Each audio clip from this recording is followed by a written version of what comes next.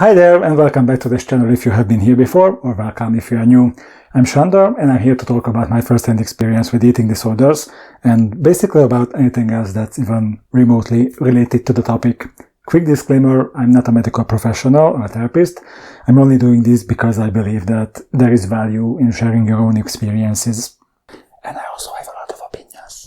I mentioned a couple of times that I'm not exactly a fan of posting before and after photos in recovery, or trying to use these photos to show your progress in recovery. And now I will try to explain why I think this is detrimental, even if you do it with good intentions. Okay, so first thing on my list is the fact, and this is indeed a fact, not just my opinion, that eating disorders don't have a specific look.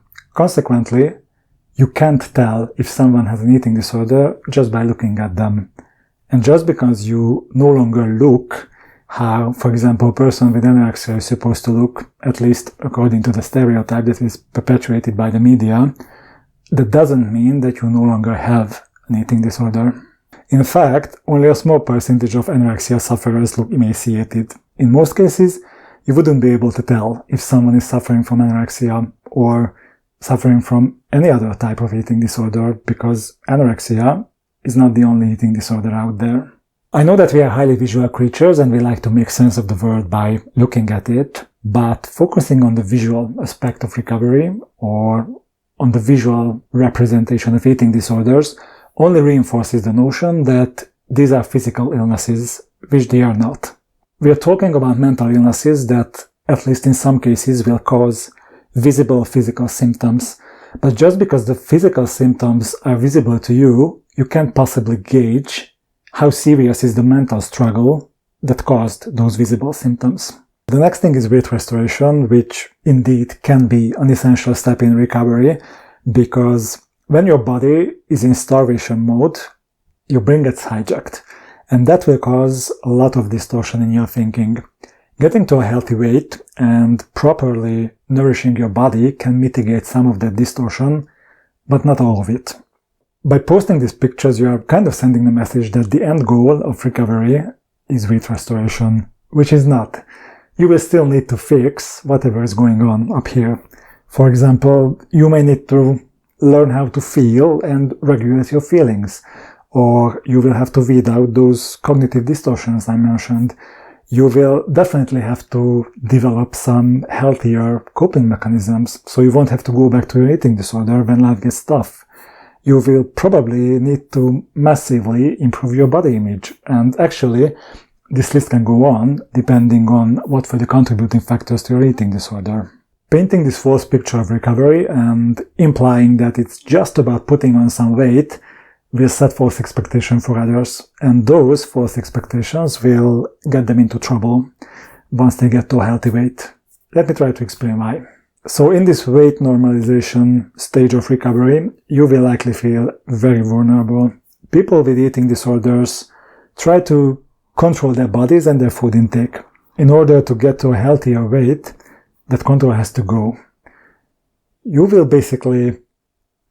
have to step out of your control zone, step out of the safety of your eating disorder cocoon that is made of all of your rituals and behaviors.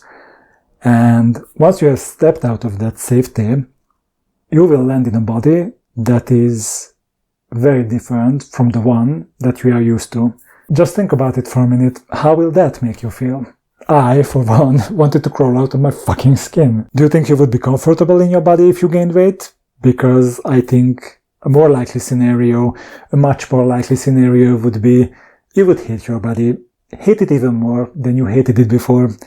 And since you would no longer have your eating disorder as a coping mechanism, or at least you wouldn't have access to your behaviors, remember you had to ditch them in order to gain weight, you would have to find another way to deal with all of those emotions and underlying issues that you used to suppress using your eating disorder. And if you get to this stage of recovery without expecting what I just described to happen and thinking that this is how fully recovered should look like, if you even believe in full recovery, you will probably feel overwhelmed and disappointed. Just to be clear, I'm not trying to scare or discourage anyone from recovery. You can definitely get through this stage. I'm telling you this because I think being transparent about the possible realities of recovery is the kind thing to do. And if you go in expecting these things to happen, you will have a much easier time than going in thinking that putting on some weight will magically make all of your problems go away. Last but not least, what will your eating disorder self do when you look at a photo that showcases someone else's supposedly recovered body? It will compare. So chances are, by posting these before and after photos, you will invalidate someone else's experience. Let me tell you how. So these are just possible scenarios. They will look at your disordered and recovered body, and they will think that they are not sick enough, so they will never go and seek help. Or in case they gain more weight in recovery than you did, they will look at your photo and they will freak out and they will try to lose some of it, which can induce a relapse.